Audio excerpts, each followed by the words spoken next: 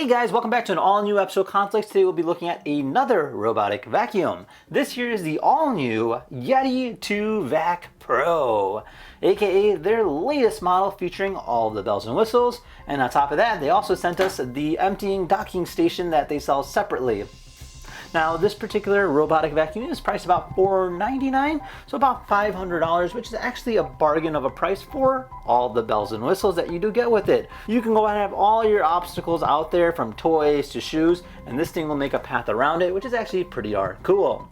Now, if you guys wanted your own, check out the link down below in the description, and without further ado, let's go ahead and unbox this.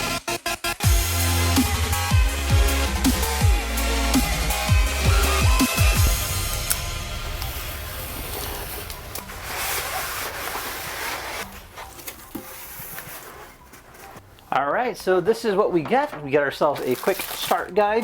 Looks like we also have a limited warranty. Then I do see our robotic vacuum. Let's take this thing out. So we do get our standard base station, so you don't necessarily have to buy the automatic dust bin. That is essentially designed to go and empty out the dust, so you don't have to manually do it, but it does come with its own manual docking station, so if you want to just use this, you're more than welcome to. You have your charging cable, and then over here we have all our other accessories, which includes our mop. Now, from the looks of it, it is pretty standard mop. It does only come with one pad, so just keep that in mind, but it is Velcro, so you can remove it by simply doing this, and then you can go ahead and wash this and put it back on there. We have a little spot here to fill it up with the water, and yeah, we'll be trying that out as well. And I do know it has a 2-in-1 function where it will mop and vacuum at the same time to get extra scrubbing capability. Then lastly, we have our little brush here, which will attach to the bottom of our robot vacuum. Now, looking at our robot vacuum, first impressions, definitely very cool looking. One thing I do notice is it does not have that extra hump most other robotic vacuums have, especially with the LiDAR detection. So this here allows it to go under essentially low surfaces, so you don't really have to worry about taking all that extra space, which is actually a plus. Now, I do see almost like a camera function here on the top, so I'm kind of curious to see how this all plays out. I'm assuming it uses these cameras to create a 3D environment around it, so it doesn't actually have a spinning LiDAR, but you do get that capability. So let's see how the app portrays that. I have a manual power button here on the top. As you kind of open the lid, you'll see in here we have our physical on-off button. We have a dust bin here. So this will be our manual dust bin that we can go and empty out if we want to. And then of course you do get a little brush to clean out the spindle if necessary. Now it does have a push sensor here, so you do get the regular bells and whistles on most other robotic vacuums. And then you do get the active suspension, so this thing can go over bumps without any kind of issue. We have our little port here for our brush. We have a little wheel here that kind of spins, our little metal pieces to connect to the charger.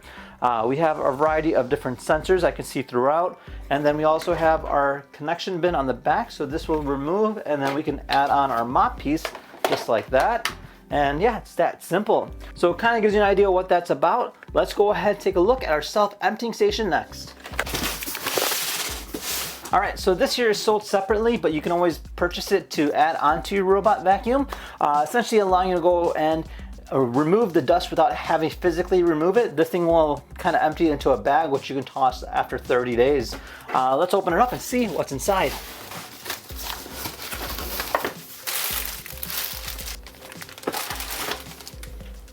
So definitely some assembly is required with this particular station. All right, so step number one.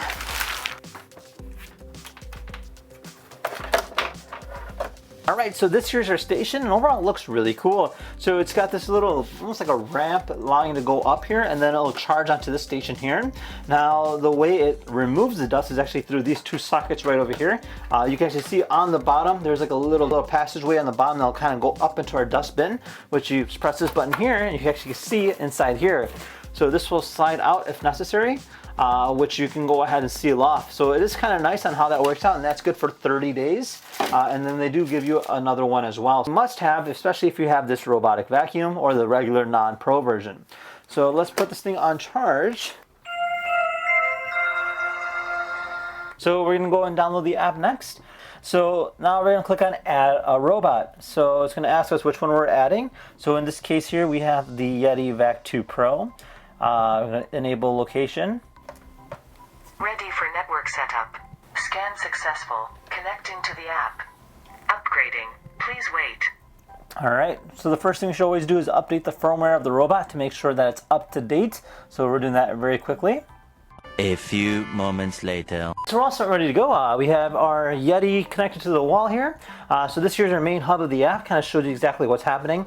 So first off, it does have an auto mode, which will essentially create a map originally, but then you can edit the map and create boundaries and do different things like that.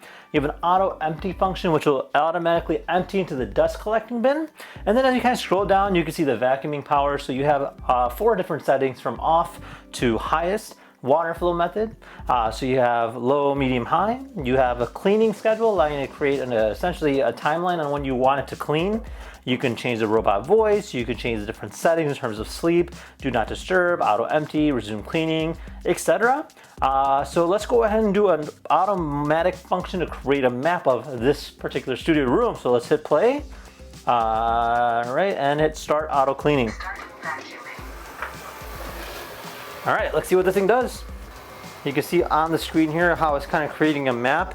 Right now it's going underneath the low end area there. It's scanning to see if it can go underneath it, which is great. Look at that. That's actually pretty cool. Now, while we're at this, I can go and increase the speed. So this is maximum vacuuming function. Wow, that thing is loud.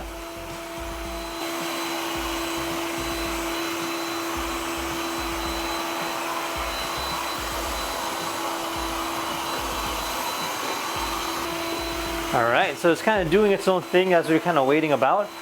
You can see how it's maneuvering itself around this box. It's actually, the sensors are working. It's using push sensors and a variety of different sensors to make sure.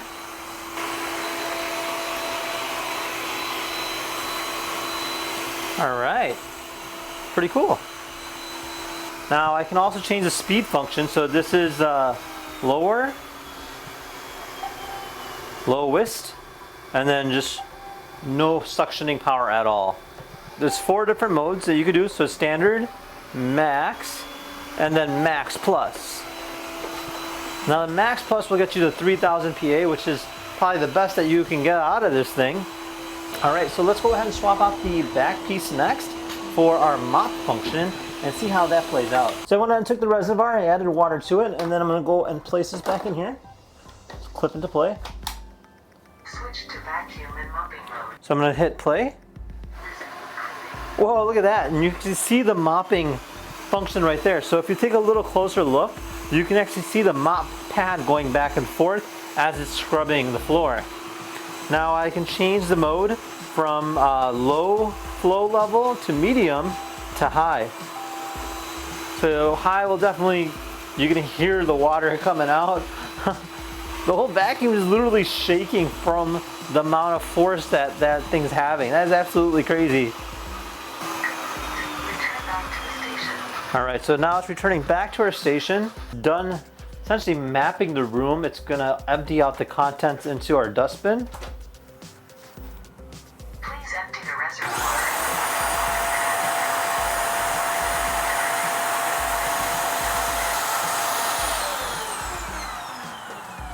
All right, so shows us the room that we've created. So now we can label different areas here. So call it a kitchen, a master bedroom. Okay, so I'm hitting save. And now I can create a no mop zone. So this is great in terms of if you don't want the robot going in a specific area. So I can create a boundary where I don't want it to mop. So in this case here, I don't want it mopping underneath my sofa. So I'm gonna hit save. I can start an area clean or I can schedule an area clean. And yeah, so that is that. So right now I do see the map here. So this is cool. I can do custom mode. So custom mode allows us to attack a specific area that we want it to clean. So in this case here, it's like a 10 foot by 10 foot radius. And that would be our minimum. So I can pick a specific area and then the robot vacuum will go there. I can do an area which I can essentially establish based off of the room. And then I can edit the map and create specific areas. which is all up to me in terms of what I wanted to do. I definitely think that it's really nice to have. I love the fact that it has all the bells and whistles of some of the more higher end robotic vacuums that we reviewed without the steep price. I do love the cleaning station itself. That dustbin area allows it to kind of drain into it, which is really nice. And then of course the mop function, it has a scrubbing capability, which I've never seen in any other robotic vacuums. Definitely a unique property, especially if you have like tough stains. And you can see how clean this is. Like, it actually cleaned it quite well. Now with that said, if you guys had any questions, feel free to comment down below. Otherwise, thank you again for watching. We'll see you guys next time. Take care now. Bye bye.